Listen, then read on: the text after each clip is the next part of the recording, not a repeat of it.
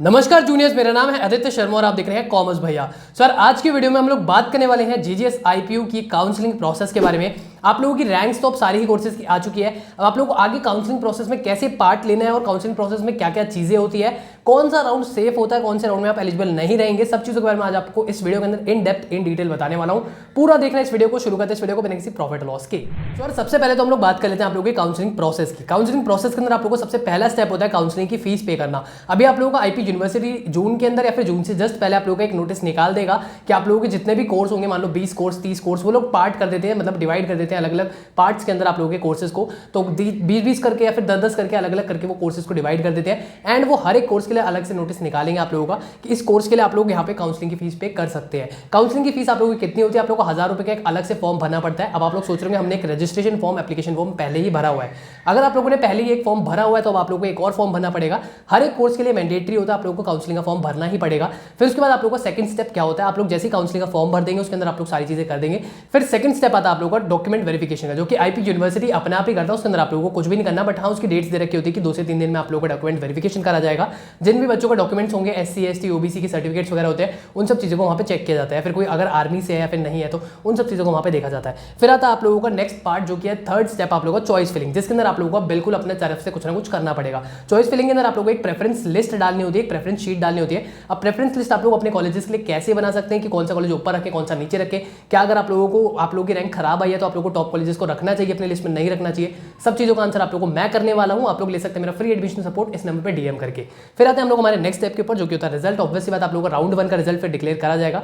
अब IP university के अंदर ना काउंसलिंग प्रोसेस के अंदर मल्टीपल राउंड चलते हैं। बच्चों को लगता है इसमें सिर्फ 3 राउंड होते हैं, ना ऐसा बिल्कुल भी नहीं। आप लोगों के टोटल 7 राउंड पिछले साल कराए गए थे, बिल्कुल। उससे पहले तो 8 राउंड भी करा रखे हैं। अब जरा मैं आप लोगों को एक बार जरा राउंड्स के बारे में बता देता हूँ कि कौन कौन सा राउंड्स होते हैं। सबसे पहले होता है राउंड 1, राउंड 2, राउंड 3। राउंड 1 2 3 आप लोग एकदम सिंपल से होते हैं, उनके अंदर कुछ भी नहीं होता है। और हाँ, उनके अंदर आप लोग की कोटाज लगते हैं। अगर कोई एससी से है, कोई दिल्ली से है, कोई नॉन दिल्ली है, तो सारे कोटाज उसके अंदर लगते हैं। फिर आता है आप लोग राउंड 4, जिसको हम कहते हैं स्पॉट राउंड। बच्चों को आजकल भी लगता है कि स्लाइडिंग राउंड करके कुछ आईपी यूनिवर्सिटी करवाता है, तो ऐसा कुछ भी नहीं है।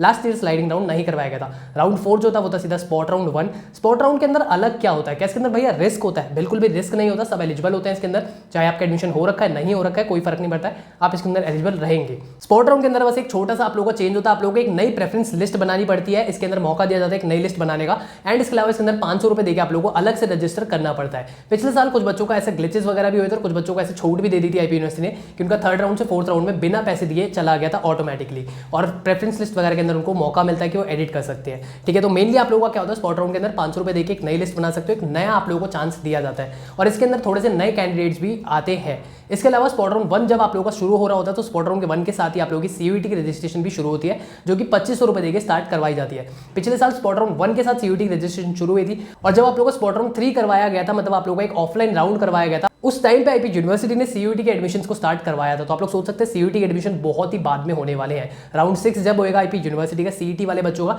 तब सीयूईटी के एडमिशन स्टार्ट होंगे मेनली आप लोगों के।